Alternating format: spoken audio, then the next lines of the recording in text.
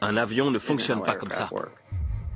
Ryan Graves n'est pas seulement pilote, il est aussi ingénieur aérospatial. Quand il dit que ce qu'il voit n'est pas un avion américain et qu'il ne comprend même pas comment il fonctionne, on a tous intérêt à l'écouter. Ce qui me paraît le plus fascinant avec ces appareils, c'est qu'ils sont déjà là quand on décolle.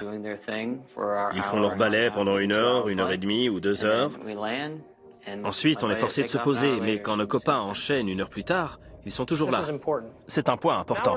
On est face à un objet capable de rester en vol stationnaire avec des vents de 120 nœuds. Ils sont vent de face, on a un vent d'ouest de 120 nœuds. Ils peuvent aussi tourner sur place et accélérer à des vitesses supersoniques. En tant qu'ancien pilote, vous avez déjà vu ça? Non, là, je suis époustouflé.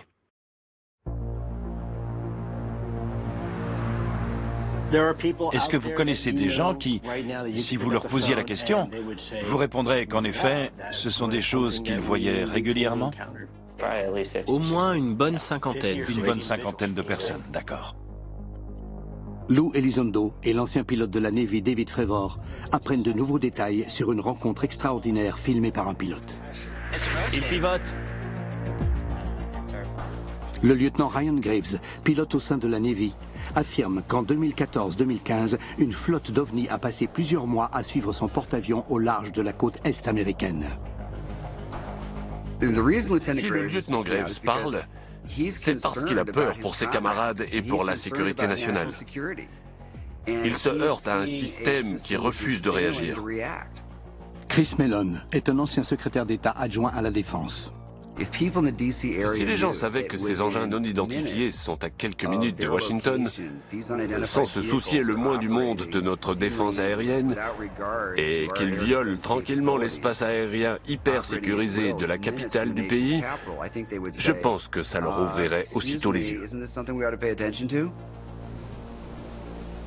Les incidents ont fait forte impression sur le lieutenant Graves et sur ses collègues, mais ce qui s'est passé au cours des mois suivants s'avère encore plus inquiétant. En mars 2015, le Theodore Roosevelt se trouve dans le golfe Persique lorsque les ovnis réapparaissent du jour au lendemain. Ils nous ont posé de nouveaux problèmes quand on est allé au Moyen-Orient. Pas pendant la traversée, mais quand on est arrivé sur place. L'une des cibles américaines de la région est alors le gouvernement syrien allié de la Russie. Les objets non identifiés suivant les jets de la Navy seraient-ils des drones russes dernière génération ?